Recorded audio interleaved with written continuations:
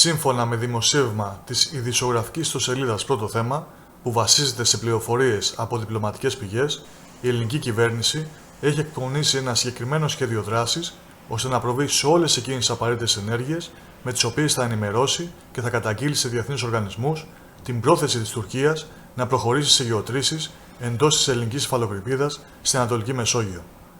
Αυτό το σχέδιο της Τουρκίας έγινε γνωστό από την αποκάλυψη του ανταποκριτή του τηλεοπτικού σταθμού Sky στην Τουρκία, Μανώλη Κωστίδη, ο οποίος και ανακάλυψε στην εφημερίδα της τουρκικής κυβέρνησης το αίτημα της κρατικής εταιρείας πετρελαίου για αδειοδότηση ερευνών σε περιοχές εντός της ελληνικής υφαλοκρηπίδας και πλησίων των 6 ναυτικών μιλίων από τα ελληνικά νησιά. Συγκεκριμένα, όπως μπορούμε να δούμε και στο χάρτη μας, η άδεια ζητήθηκε για τις περιοχές ανατολικά της νήσου Ρόδου, Καρπάθου και Κρήτης, όπου η τουρκική κυβέρνηση υποστηρίζει ότι έχει οριοθετηθεί ως τουρκική υφαλοκρηπίδα μετά τη σύνταξη και κατάθεση του Μνημονίου Τουρκίας-Λιβύης στον ΟΗΕ για την οριοθέτηση των μεταξύ τους θαλασσίων ζωνών. Η ελληνική κυβέρνηση από την πρώτη στιγμή, μέσω του Έλληνα Υπουργού Εξωτερικών Νίκου Δένδια, έκανε λόγο για παράνομες ενέργειες που δεν παράγουν ένομα αποτελέσματα. Επίσης, ότι η Τουρκία αποπειράται βήμα-βήμα να σφετεριστεί κυριαρχικά δικαιώματα της Ελλάδας. Αλλά και ο Έλληνας κυβερνητικός εκπρόσωπος Στέλιος Πέτσας δήλωσε ότι οι ενέργειες της Τουρκίας σε συνέχεια των άκυρων μνημονίων με τη Λιβύη δεν έχουν καμία νομική βάση και η Ελλάδα θα κάνει ό,τι χρειάζεται για να προασπίσει τα δικά της δικαιώματα.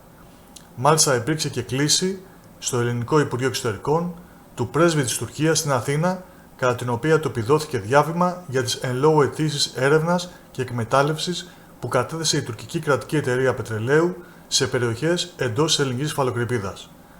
Όλα δείχνουν ότι θα υπάρξει κλιμάκωση της ένταξης το αμέσως επόμενο διάστημα και μάλιστα ο βουλευτής της Νέας Δημοκρατίας και καθηγητής Διεθνούς Δικαίου και Εξωτερικής Πολιτικής, Άγγελος Ιρήγος, μιλώντας στο ραδιοφωνικό σταθμό Θέμα 104,6, ανέφερε ότι πιστεύει πως εντός του Ιουλίου θα δούμε τουρκικά ερευνητικά πλοία στην περιοχή. Προλίγου μάλιστα, ο βουλευτής Κέρκυρας της Νέας Δημοκρατίας, Στέφανος Γκίκας, μιλώντας και αυτός στο ραδιοφωνικό σταθμό Θέμα 104,6, δήλωσε και αυτός με τη σειρά του τα εξής.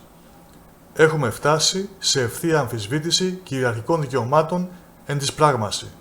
Για να καταδείξει μάλιστα τη σοβαρότητα της κατάστασης, ανέφερε και τα εξής. Δηλώσαμε ποια είναι η κόκκινη γραμμή. Η κυβέρνηση καλείται να διαχειριστεί μια κρίση που μπορεί να φτάσει σε πολεμική σύγκρουση. Όπως αντιλαμβάνεστε και όπως είχαμε αναφέρει και εμείς από το Δεκέμβριο, η Ελλάδα δεν θα επιτρέψει να αμφισβητηθούν τα κυριαρχικά της δικαιώματα.